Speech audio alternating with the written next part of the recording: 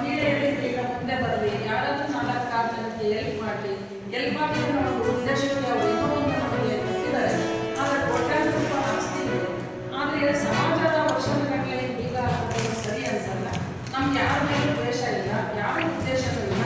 Election ಆಗಲಿ, ಯಾವ committee ಬರುತ್ತೋ ಆ ಕಮಿಟಿ ಆ ಒಂದು ಸಮಾಜವನ್ನು ಒಳ್ಳೆಯ ರೀತಿಯಲ್ಲಿ ಮುಂದುವರಿಸಬೇಕು ಅನ್ನುವಂಥದ್ದೇ ಒಂದು ಆಶಾಭಾವನೆ. ಅದನ್ನು